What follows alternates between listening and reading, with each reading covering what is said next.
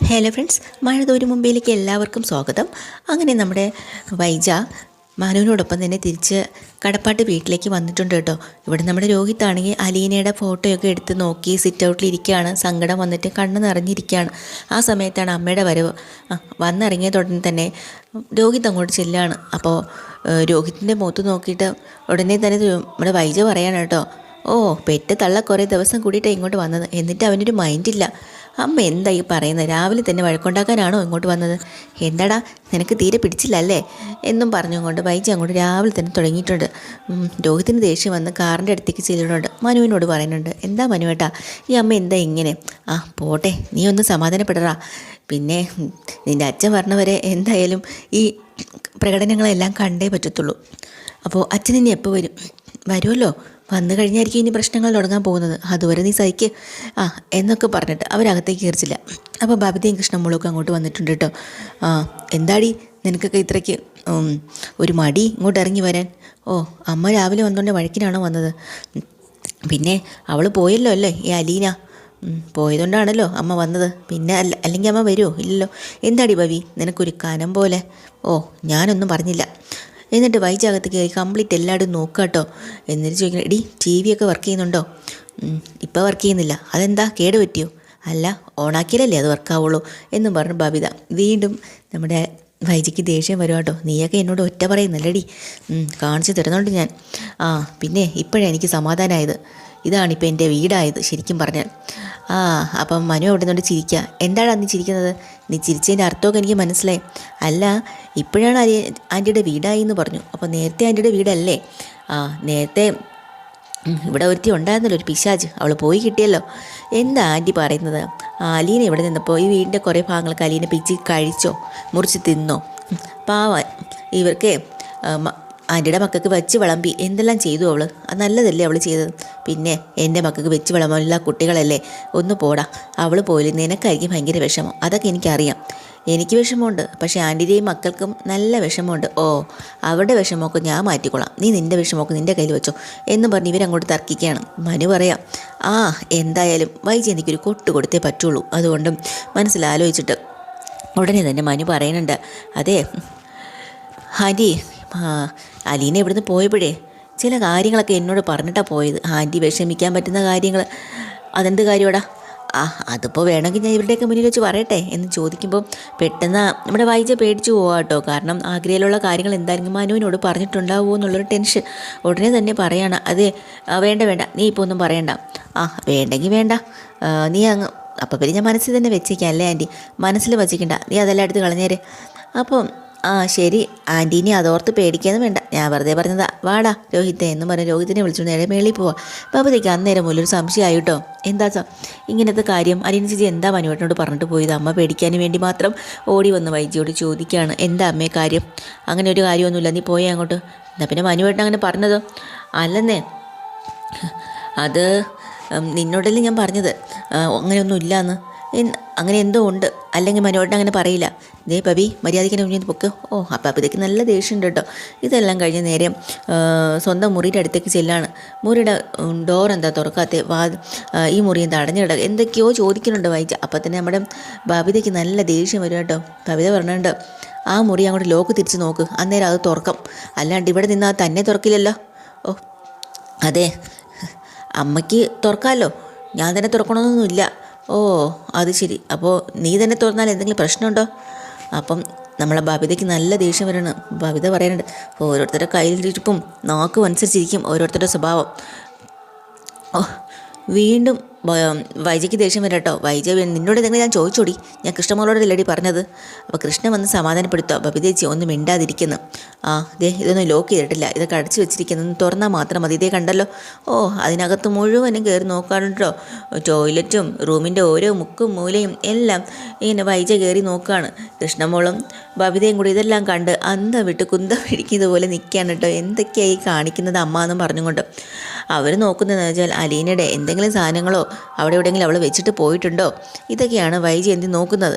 അപ്പോഴാണ് അവിടെ രോഹിത്തല്ല നമ്മുടെ അലീന ഉപയോഗിച്ചുകൊണ്ടിരുന്നില്ലേ ആ ഒരു പരമ്പ്, തറയിൽ കിടന്നുകൊണ്ടിരുന്ന പരമ്പ്, അതെല്ലാം ചുരുട്ടി ഈ മുറിയുടെ അകത്തേക്ക് കൊണ്ട് വച്ചേക്കായിരുന്നു കേട്ടോ. അത് കണ്ണിപ്പെട്ടു. കാലുണ്ട്, ഒരൊറ്റ ചവിട്ട് കൊടുത്തിട്ട് പറയാം, ഇതെന്തിനാണ് ഇവിടെ കൊണ്ട് വച്ചേക്കുന്നത്. അപ്പോഴത്തേക്കിനും കൃഷ്ണ പറയാ, ഇത് കളയാൻ തോന്നിയില്ല. അതെന്താ തോന്നാത്തത്? ആ രോഹിത്തിനോട് പറ ഈ സാധനത്തിന് എവിടെയെങ്കിലും കൊണ്ട് കളയാൻ, അല്ലെങ്കിൽ അവനെ ഇങ്ങോട്ട് വിളി, ഞാൻ അവനോട് പറയാം. കളയാൻ സ്ഥലമില്ലെങ്കിൽ കത്തിച്ച് കളഞ്ഞേക്കണം. ഇതെന്തിനാ ഇപ്പോൾ കളയണം അമ്മേ എന്നിങ്ങനെ ചോദിക്കുന്നുണ്ട് നമ്മുടെ കൃഷ്ണമോള്. അപ്പോൾ തന്നെ നമ്മുടെ വൈജ പറയാണ്, അവൾ ഉപയോഗിച്ച ഒരു സാധനങ്ങൾ ഇവിടെ വേണ്ട, എല്ലാം കത്തിച്ച് കളഞ്ഞേക്കണം. അപ്പോൾ ബബിതയ്ക്ക് നല്ല സങ്കടം ഉണ്ട് കേട്ടോ. ബബിത ഉടനെ പറയണം, അങ്ങനെ നോക്കുകയാണെങ്കിൽ ഈ വീട് മുഴുവനും കത്തിച്ച് കളയേണ്ടി വരും. വേണമെങ്കിൽ അതും ചെയ്യേണ്ടി വരും, നീ കൂടുതൽ സംസാരിക്കല്ലേ ബബിതേ എന്നും പറഞ്ഞു അമ്മയും മോളും കൂടെ വഴക്കായി. അപ്പോൾ ബബിത പറയാം, എന്നാൽ പിന്നെ എന്നെ മേലിൽ നിങ്ങോട്ട് വിളിച്ചേക്കരുത് എന്നും പറഞ്ഞിട്ട് ബബിത അങ്ങ് പോയിട്ടോ. അപ്പോൾ കൃഷ്ണ പറയണ്ട, അമ്മേ ഇനിയിപ്പോൾ ഇതിൻ്റെ പേരിലൊരു പ്രശ്നം വീട്ടിലുണ്ടാക്കല്ലേ, ഞാൻ രോഹിയേട്ടനോട് പറയാം ഇതെവിടെയെങ്കിലും കൊണ്ട് കളയാനോ അല്ലെങ്കിൽ മാറ്റി വെക്കാനോ ഒക്കെ എന്നും പറഞ്ഞു സമാധാനിപ്പിക്കുന്നുണ്ട്. കൃഷ്ണയ്ക്ക് പേടിയുണ്ട്, വഴക്കുണ്ടാവുമോ എന്നുള്ള, കൃഷ്ണയ്ക്ക് സത്യാവസ്ഥയൊക്കെ അറിയാമല്ലോ. എന്നാലും കൃഷ്ണ ഭയങ്കര സങ്കടത്തോടുകൂടി ആ മുറിക്കകത്ത് കയറി ആ ബെഡ് എടുത്തങ്ങോട്ട് നീക്കി ഒതുക്കി വെക്കുന്നുണ്ട് കേട്ടോ. അലീന കിടന്നതല്ലേ ഇത്രയും ദിവസം, അത് അവരുടെ ജീവനെ പോലെ അവർ കാണാണല്ലോ. എന്നിട്ട് അങ്ങോട്ട് ഒതുക്കി ചവിട്ടാതെ തന്നെ മാറ്റി വയ്ക്കുകയാണ്. കൃഷ്ണയ്ക്ക് നല്ല സങ്കടമുണ്ട്. കൃഷ്ണൻ്റെ മനസ്സ് പൊട്ടിപ്പോയി. എന്നിട്ട് ആ മുറിക്കകത്തെല്ലാം ഒന്ന് കയറി നോക്കുകയാണ്.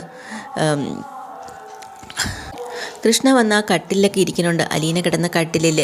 എന്നിട്ട് തലേ ദിവസം രാത്രി അവർ തമ്മിൽ ഒരുമിച്ച് കെട്ടിപ്പിടിച്ച് കിടന്നില്ലേ, അതൊക്കെ ഓർത്തിട്ട് കൃഷ്ണ കരയാട്ടോ. അലീനയുടെ ആ ഒരു അഭാവം കൃഷ്ണയ്ക്ക് ഭയങ്കരമായിട്ട് ബാധിച്ചിട്ടുണ്ട്. എന്നിട്ട് ആ ഡോറെല്ലാം അടച്ച് പോവുക. കാരണം അലീന കിടന്ന മുറി കംപ്ലീറ്റും പരിശോധിച്ച് ക്ലീൻ ആണെന്ന് മനസ്സിലായി. വൈജി അങ്ങോട്ട് പോയിട്ടുണ്ടല്ലോ. അപ്പോൾ ഇതെല്ലാം കഴിഞ്ഞിട്ട് നമ്മുടെ അലീനയും കൊണ്ട് ബാലചന്ദ്രൻ സാൻഡിയുടെ വീട്ടിലേക്ക് പോകുന്ന വഴി അലീന വീണ്ടും സങ്കടപ്പെട്ട് കരയുന്നുണ്ട്. അച്ഛാ അവിടെ പോയാൽ ശരിയാകുമോ? അമ്മയുടെ വീട്ടിൽ വന്നിട്ട് തന്നെ ഞാൻ ഒത്തിരി അനുഭവിച്ചു, ഇനി അച്ഛൻ്റെ വീട്ടിൽ പോയാലും ഇതിൽ കൂടുതൽ അനുഭവിക്കണോ? എനിക്ക് പേടിയാവുന്നു, അങ്ങനെയുള്ള കാര്യങ്ങളൊക്കെ വിചാരിച്ചിട്ടെന്നും.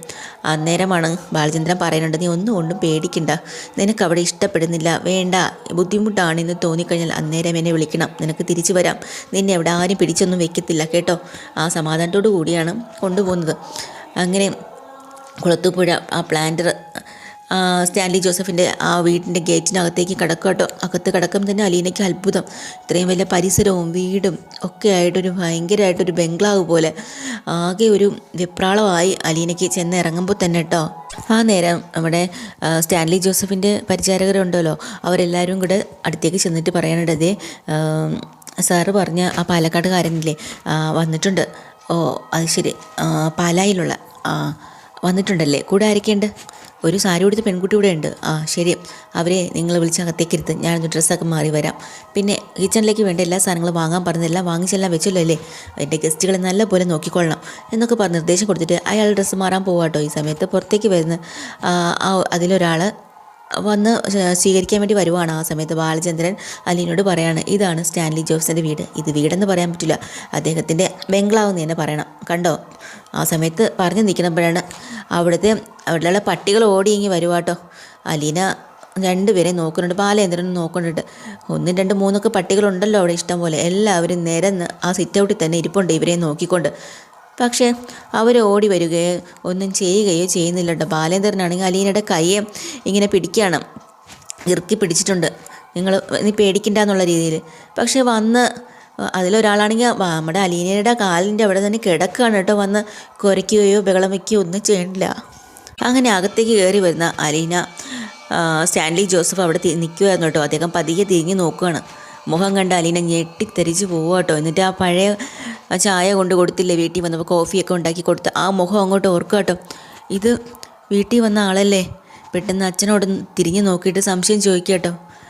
അപ്പം നമ്മുടെ ബാലേന്ദ്രനൊന്നും മിണ്ടാൻ പറ്റുന്നില്ല, പക്ഷേ കണ്ണടച്ചൊന്ന് ഒരു ആംഗ്യം കാണിക്കുന്നുണ്ട്, അത് തന്നെയാണെന്ന് അച്ഛൻ എന്നിങ്ങനെ പറയുമ്പോൾ അലീനയ്ക്ക് ഭയങ്കരമായിട്ടൊരു സന്തോഷമോ സ്നേഹമോ എന്തൊക്കെയോ ആണ് ആ കണ്ണുകളിലെല്ലാം മിന്നി മറയുന്നുണ്ട് കേട്ടോ. അങ്ങനെ നേരെ സ്റ്റാൻലി ജോസഫിൻ്റെ അടുത്തേക്ക് ചെല്ലാണ്.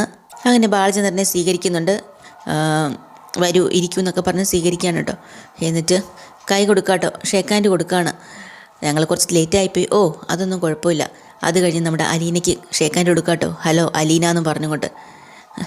അപ്പം അലീനയ്ക്ക് ഒരു വല്ലാത്ത സങ്കടമായിപ്പോയി കേട്ടോ. അച്ഛനല്ലേ ഒരു അപരിചിതനെ പോലെ. അലീന എന്ത് ചെയ്യണം എന്നറിയാതെ പതിയെ ആ കൈ ഇങ്ങനെ കൊടുക്കുകയാണ്. ഇതാണ് ഇന്നത്തെ എപ്പിസോഡിൽ. ഡീറ്റെയിൽഡ് എപ്പിസോഡുമായി വീണ്ടും വരാം. ചാനൽ ഇഷ്ടമായി ലൈക്ക് ചെയ്യുക, സബ്സ്ക്രൈബ് ചെയ്യുക. താങ്ക്